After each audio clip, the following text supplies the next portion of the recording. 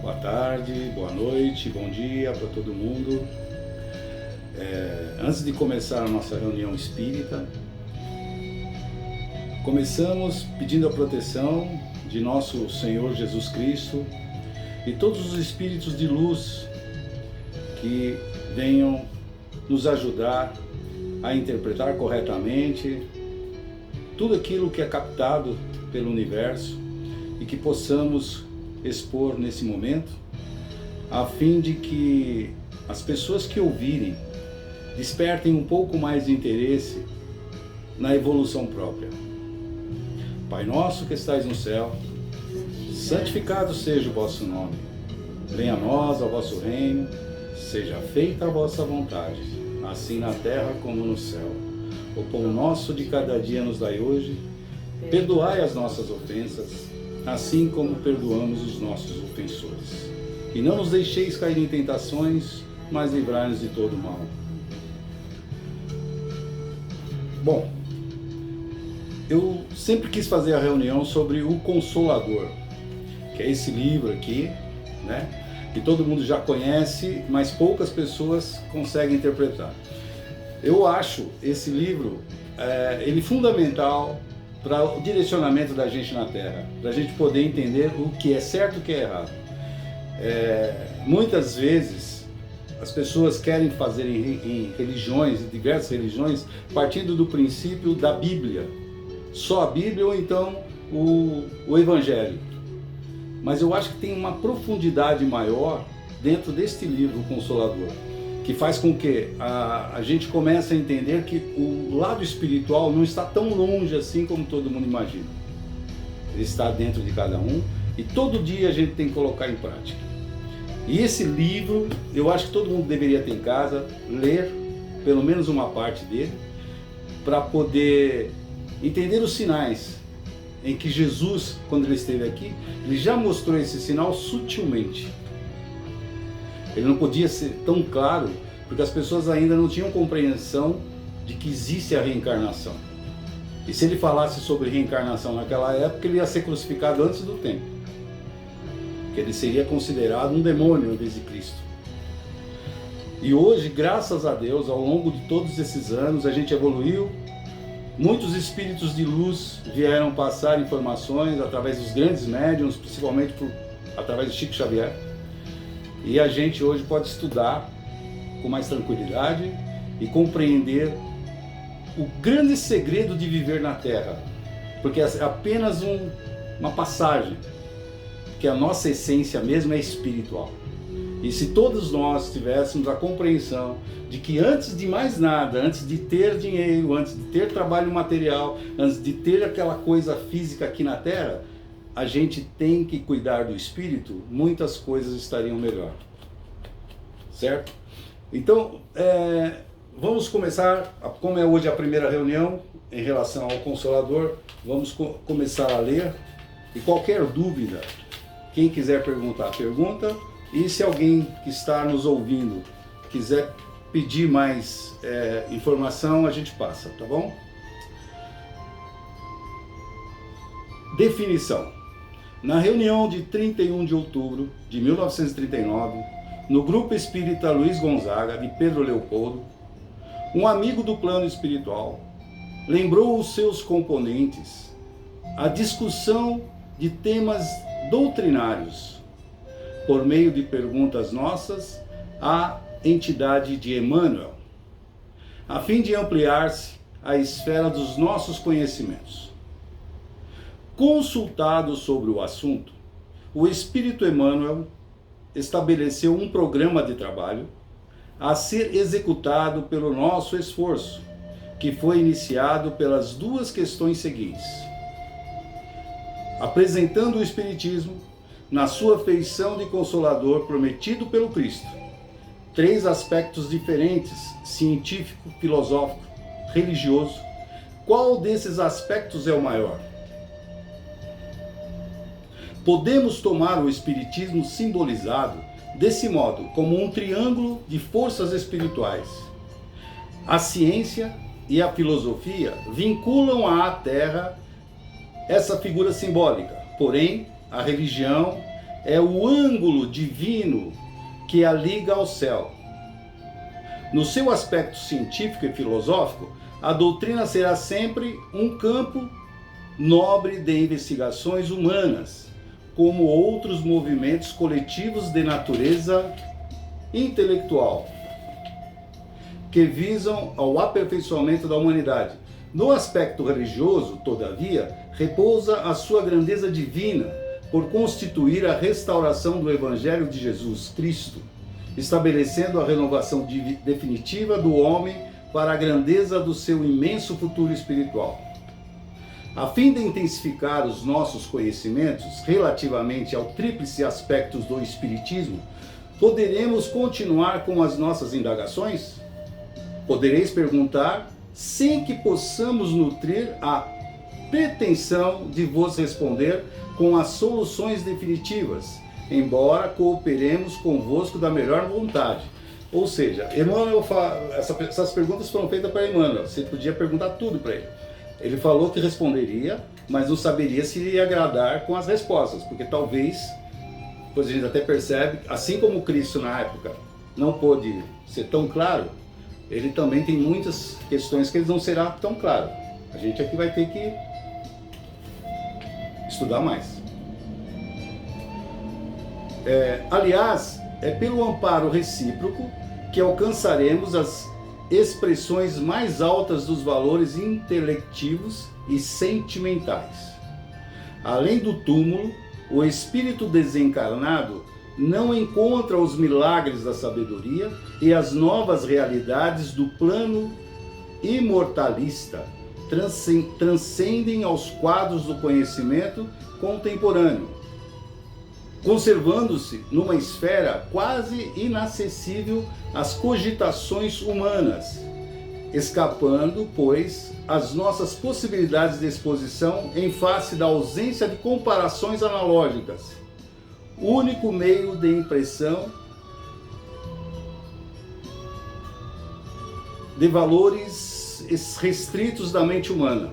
Bom, na verdade, aqui como eu vi que é tábua de valores restritos da mente humana, eu resolvi dar uma pausa para falar assim. O Emmanuel, ele fala que muitas coisas que ele vai responder, ele não consegue ser tão claro, porque no mundo espiritual, não tem como ele comparar com coisas da Terra.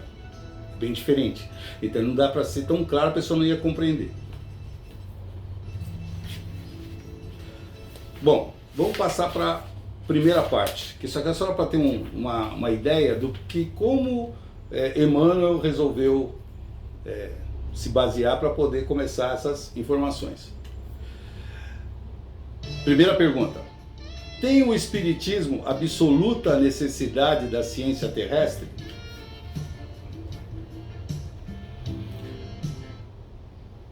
Essa necessidade de mundo algum pode ser absoluta.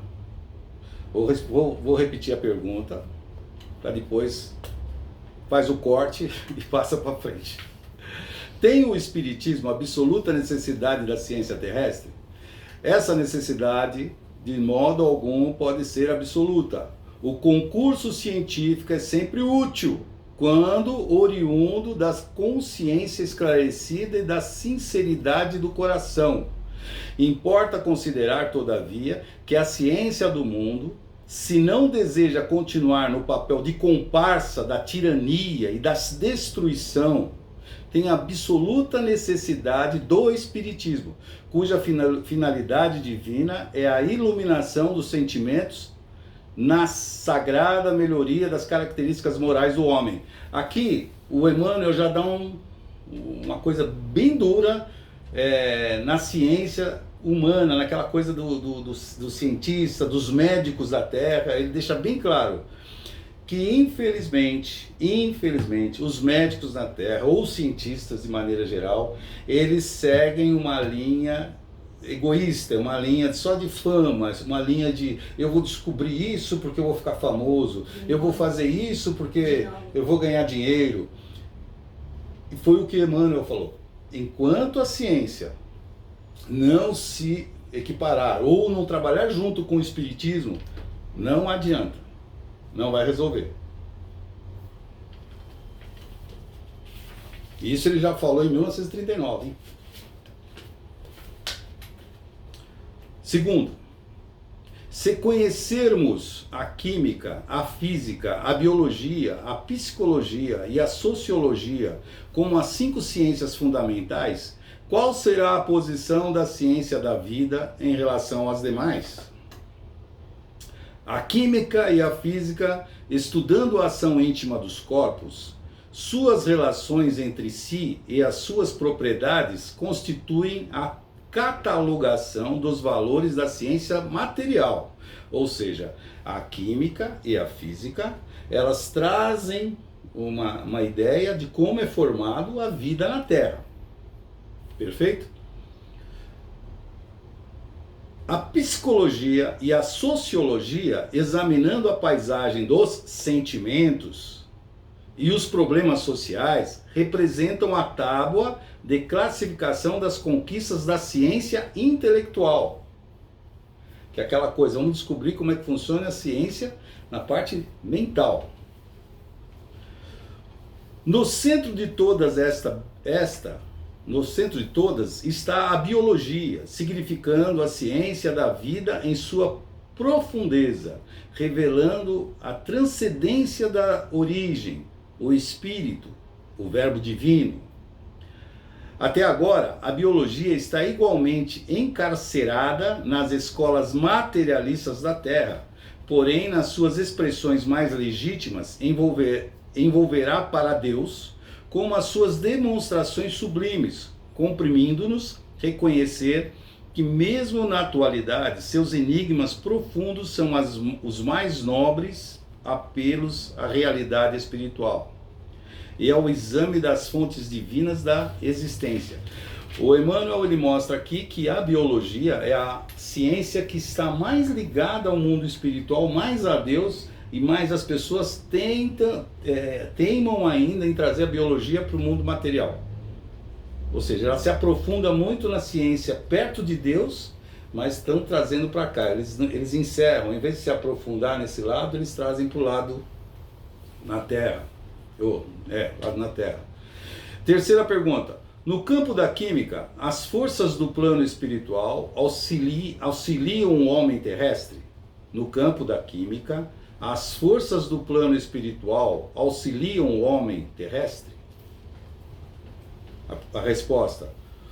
Os prepostos de Jesus espalham-se por todos os setores do trabalho humano e em todos os tempos cooperaram com os homens no seu esforço de aperfeiçoamento. Aliás, os estudiosos e os cientistas do planeta não criaram os fenômenos químicos, que sempre existiram desde as auroras dos tempos, afirmando uma inteligência superior. Ou seja, aqui ele já mostra que ninguém aqui na Terra criou nada.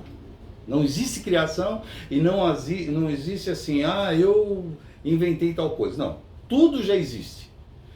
O que Deus proporcionou para a gente é a forma para a gente trazer isso à tona para trabalhar com isso. Mas ninguém criou nada aqui, foi Deus que criou. Ou seja, uma mentalidade superior. Os homens, em verdade, aprenderam a química com a natureza. Copiaram as suas associações, desenvolvendo a sua esfera de estudos e inventaram uma nomenclatura, reduzindo os valores químicos sem lhe aprender a origem divina. A coisa mais interessante que nesse livro, a coisa mais bela que eu penso, é exatamente isso, é colocando cada indivíduo no seu lugar. Ninguém chegou e falou assim, eu vou inventar um remédio, eu vou inventar uma coisa para curar. Não, isso é natureza, isso já existe. E desse ponto é onde eu quero partir. A partir do momento que já existe a cura, antes da ciência descobrir, antes dos médicos existirem, se existe a cura antes deles, por que a gente corre atrás de curas em hospitais? Por que a gente corre atrás de se sentir bem através eu vou fazer um convênio? Para que isso? A gente tem dentro da gente a cura para a gente. O único detalhe que até eu estava comentando hoje, falta a pessoa acreditar que ela tem o poder da cura. Ela tem que acreditar que ela cura, que ela se autocura. O que falta é que, onde ele diz que os cientistas estão distantes de Deus, quando eles apenas trabalham desenvolvendo alguma ciência, alguma química, pensando neles mesmos, pensando no quanto eles vão ganhar, é isso que ele fala.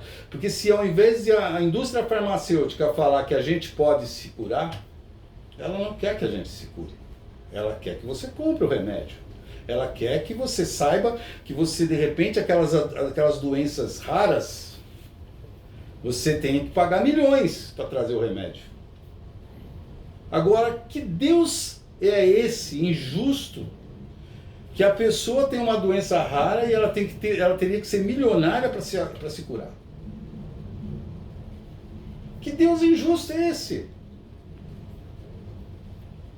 Aí você vê as pessoas pela internet, pelo mundo afora, vamos fazer uma vaquinha para arrumar dinheiro para a cura da criança, que o remédio custa milhões.